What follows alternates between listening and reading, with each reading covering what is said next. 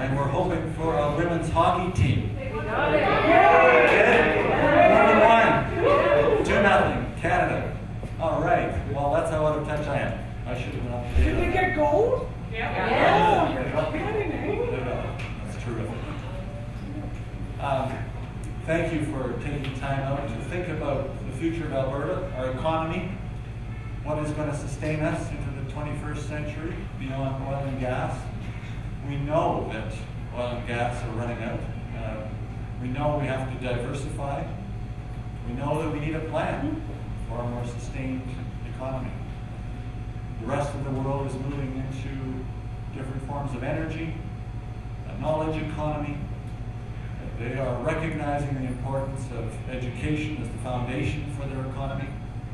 It seems that for some of us that are close to government, there's a lack of insight and a lack of planning for the kind of future that most of us realize is coming, whether we're ready for it or not. This recession has reminded us that we are too dependent on one commodity, that 50% of our jobs and revenue, about a third of our revenue in the government comes from the oil and gas sector, and 50% of the jobs are directly or indirectly connected to the oil and gas sector. Clearly, we need to be less dependent on this one commodity for our infrastructure, for essential services like healthcare, education, and protection for people with disabilities and those who need support.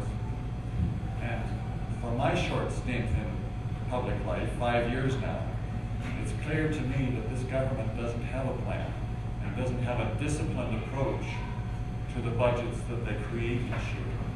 In fact, over the last 12 years, with a total of over $40 billion in surpluses over budgets, we have saved only $17 billion in our sustainability fund.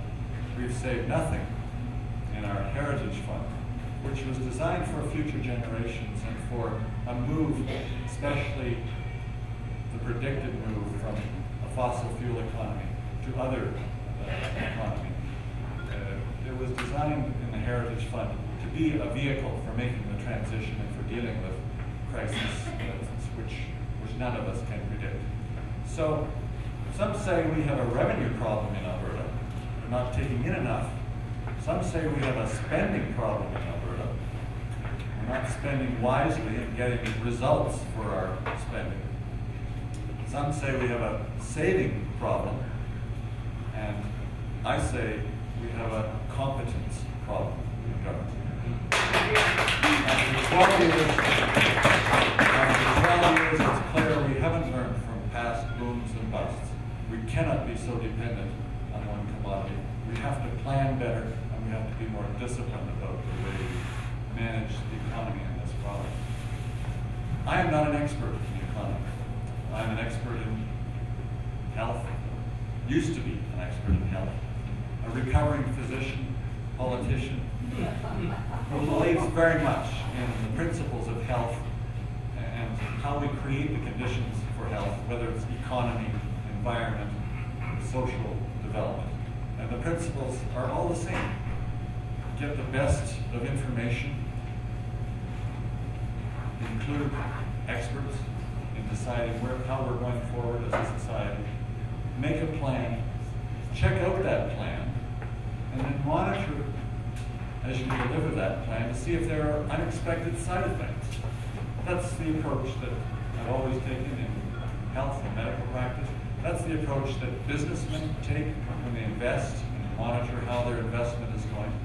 But it's not the approach that this government has taken to managing our current resource development, our human services, and our plans for our children and our future.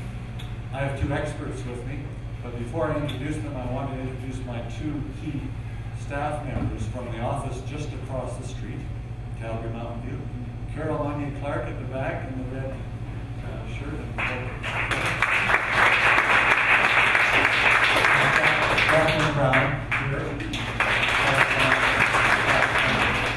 They keep me going here in the city, and they are my office because I'm away most of the time now that I'm leader of the Alberta Liberal Opposition. So they are responsible for all the organization and the supports here, and they have set up a question page that if some of you didn't get it, you can perhaps pop up anytime during the evening, and if you want to write out a question, they will be selecting some from the questions to begin the question period. We want as much discussion as possible. This is a public forum.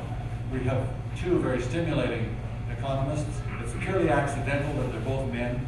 If I had known some women who were economists, I would have had more gender balance here. But I just don't happen to know. Diversity. I value diversity. We have the ethnic balance, as Nallainayagam said, but we don't have the gender balance. I will work on that for next time. And I know that you women out there will make sure that you're heard on this important issue called economic futures for Alberta. So I'll introduce Greg Flanagan first because he's first on the program, I believe. And he's been a public finance economist for many years, professor of economics in Lethbridge University, and he has some very thoughtful comments to make about what he thinks is needed in Alberta to develop a more sustainable economy. And then Dr. Nallainayagam, who's a professor here at Mount Royal University in economics, and he too will have some thought-provoking ideas that amplify our understanding about how the economy fits into our planning and government, and how well we're doing or how poorly we're doing from their point of view. So, Greg Flanagan, you have 15 to 20 minutes to tell us all you want us to know about an economy for the 21st century. Thanks, Greg.